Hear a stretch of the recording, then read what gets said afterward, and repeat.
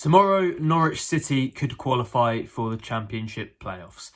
That's not a sentence I think any of us were expecting me to say a few months ago, but beat Swansea City tomorrow and get a favour from their old friends Ipswich Town against Hull, and they will be finishing the season inside the top six of the second division. They'll be contesting a place in the Premier League with three other teams if they do so, and here on Tactics Board I'm going to break down how I expect that game to pan out tactically and the 11 I think David Wagner will choose to do it. So without further ado, here's the team I think Wagner will put on the pitch from the start against Swansea City.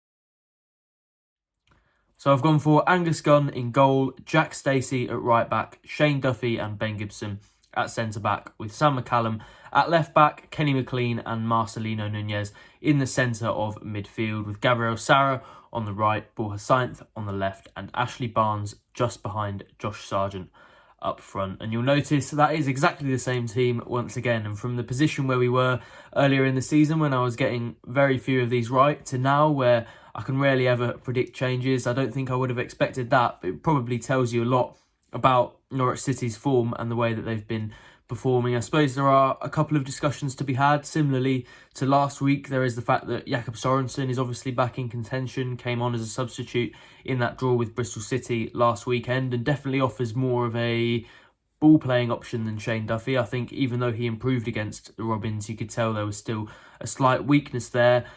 But I think he has been performing really well defensively. That will be sort of the priority against a team that has looked better and better attack-wise, and against a Swansea team that also has got clean sheets in their last three games. You feel that it could be tight margins, and it could be one of those where Wagner is relying on experienced players like Duffy at the back to keep things tight and not to make any mistakes. And although I think Sorensen probably would do the same, just the form that the Irishman is in at the moment, as well as the trust that Wagner has had in him at the moment, means I wouldn't bet on Jakob Sorensen starting this game. So I have got Duffy back there. I suppose the other discussion is Jonathan Rowe, and it did feel like this might be the game where maybe he came into the starting 11.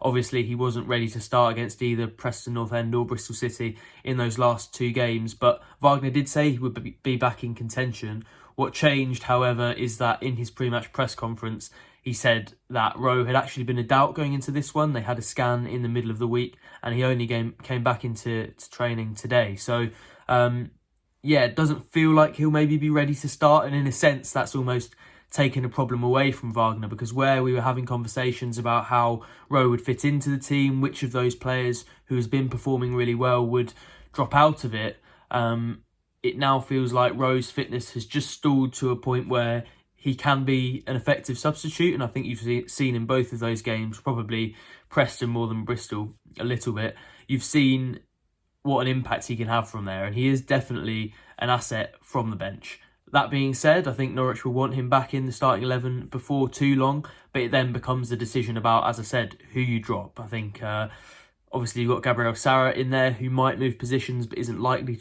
to be dropped. If he does move positions, then it would likely be Ashley Barnes that came out of there, and I think a lot of fans are probably feeling that he's the most expendable aspect of that front four, even if he has been very good in the last few weeks. But I think the element you have to consider there is the fact that obviously Wagner has so much trust in him, and he feels that tactically he's really important for him. Also does a bit of the extra work that maybe Sargent hasn't been able to pick up since he's been sort of recovering from this ankle injury on a weekly basis. So from Wagner's point of view, it's hard to see him dropping Ashley Barnes from that position. Then you look at maybe Borja Sainz, and he hasn't been contributing the same in terms of goals and assists as Sargent, as Gabby Sara, and then he goes and scores obviously the equaliser last week and has a fairly good game as well. I think he actually won the ball several more times than any other player on the pitch, so you can see that he fits Wagner's sort of defensive setup as well. So it is quite a difficult discussion to see where he would come into this. If it were me choosing, it probably would be instead of Barnes, even though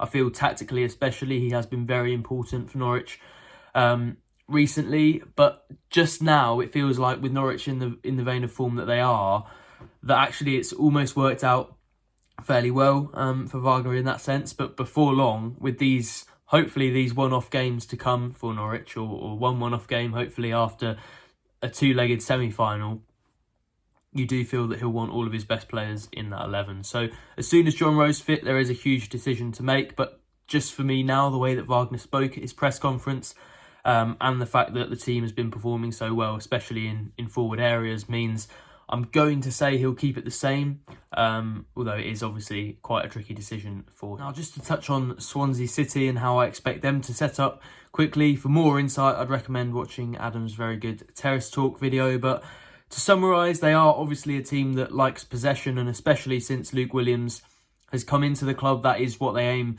to do. They have got better at doing that as sort of his time at the club has gone on. When he started, it maybe required a little bit of patience, and Wagner actually spoke in his pre-match press conference about the fact that every manager needs time to sort of impart their values and get everyone behind the tactical system that they're trying to deploy. And it feels like actually things have started to go his way in that sense. And really, since they didn't have much to play for, they've started to do really well. They've won their last 3 games, as I mentioned earlier, 3 clean sheets in those games as well. So it feels like not only are they starting to attack a little bit more progressively with that slow build-up play, but they are also limiting the number of chances that the opposition can create. And of course, that is something that Wagner highlighted. He said that obviously possession doesn't win you anything. He highlighted actually Russell Martin's Southampton side and their 5-0 loss against Leicester, which I thought was an interesting example. And it's definitely an area that Norwich will be comfortable exploiting. We know how good they've been this season on the counter. We know that they've been good at sort of soaking up the pressure and denying the opposition really any clear opportunities, and then breaking forward with the pace of the likes of Borja Sainz and Sargent especially, but also with the sort of power of creativity with Gabriel Sara and Marcelino Nunez. So definitely a couple of avenues where Norwich could hurt Swansea, and you feel that at this position in the season as well, Swansea know they'll be in the Championship next term. Williams will probably be very focused on imparting his style rather than changing too much tactically game to game just to get results. So you feel that it's quite likely they won't go away from the pattern they've been trying to produce since he came into the club, and in recent games especially, and that might actually play a little bit into Norwich's hands. But of course they are towards the top end of the form table, as Bristol City were. That game sort of acted as a bit of a warning, so I don't think there'll be any complacency from Norwich, but it's definitely a more difficult test than maybe it appears on the surface. But if they could win, it would obviously be absolutely huge for their season, and we could probably start looking forward with a good amount of certainty towards the playoffs, at least until 8 o'clock when Hull and Ipswich's game kicks off. But it should be a fascinating weekend for Norwich and their top 6 hopes. We'll have every kick covered, of course, across our channel. So go to pinkun.com/subscribe to learn more about how you can access absolutely everything across our broad spectrum of analysis. Thank you for joining me on here, and I will see you very, very soon.